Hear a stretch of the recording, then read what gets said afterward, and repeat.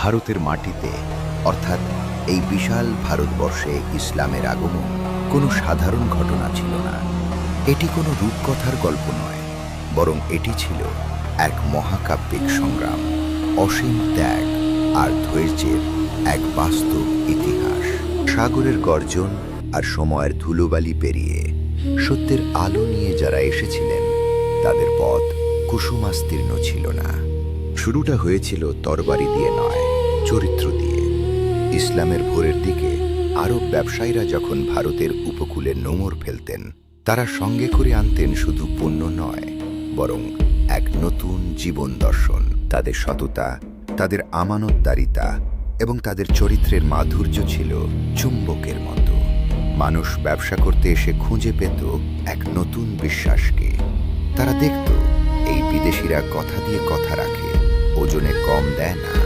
এই নিঃশব্দ দাওয়াত মানুষের হৃদয়ে ইসলামের প্রথম বীজ বপন করেছিল।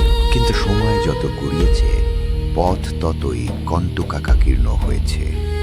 ইসলাম প্রচারকারীদের সামনে একে একে দাঁড়িয়েছে বাধার পাহাড়। তারা অপমানিত হয়েছেন, নির্যাতিত হয়েছেন, এমনকি পাথরও ছুঁড়ে মারা হয়েছে তাদের দিকে। স্থানীয় শাসকরা ভীতি প্রদর্শন করেছেন, সমাজ তারা এক ঘরে করে দিয়েছে। কিন্তু সত্যের বাহকরা কি থামেন? না। এই কঠিন সময়ে ভারতের মাটিতে পা রাখলেন সুফি সাধকরা। তারা এলেন বিজয়ী হিসেবে নয়, সেবক হিসেবে। সুলতানুল হিন্দ খাজা মঈনুদ্দিন চিশতি, তিনি যখন আজমেরে এলেন, তখন চারিদিকে ছিল বিভেদ আর ঘৃণার দেয়াল।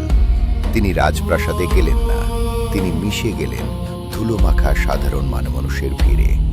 তাকে কষ্ট দেওয়া হয়েছে, বাধা দেওয়া হয়েছে, কিন্তু তিনি প্রতিশোধ নেননি। তার অস্ত্র ছিল ভালোবাসা। তিনি শিখিয়েছিলেন মানুষের সেবা করাই স্রষ্টার সন্তুষ্টি। তার এই নিঃস্বার্থ প্রেম দেখে হাজারো মানুষ দলে দলে ইসলামের ছায়াতলে আশ্রয় নিতে শুরু করল। আর দিল্লির বুকে আলো জ্বালালেন হযরত নিজামুদ্দিন আউলিয়া। তিনি কখনো কাউকে বলেননি, তুমি ইসলাম গ্রহণ করো। তিনি শুধু মানুষের পাশে দাঁড়িয়েছেন। তার দরজার উপাস থেকে কোনো ক্ষুধার্ত মানুষ খালি পেটে ফিরত না। তিনি বলতেন, মানুষের চোখের পানি মোছানোই সবচেয়ে বড় ইবাদত। এই যে ভালোবাসা, এই যে মানবতা, এটাই ছিল ইসলামের আসল শক্তি। মানুষ বুঝতে পারল, এই ধর্ম শুধু প্রার্থনা নয়, এই ধর্ম মানুষের কল্যাণে। আজ আমরা যখন ইতিহাসের দিকে তাকাই, আমরা দেখি শুধু ইমারত আর মিনার, কিন্তু এর প্রতিটি ইটের গাঁথুনিতে মিশে আছে শত শত বছরের কান্না, না খেয়ে থাকা দিন আর অসীম ত্যাগের গল্প। সেই মহান মানুষগুলো তাদের ঘর ছেড়েছেন, পরিবার ছেড়েছেন, নিজেদের জীবনকে বিলিয়ে দিয়েছেন শুধু সত্যের বাণী পৌঁছে দেওয়ার জন্য।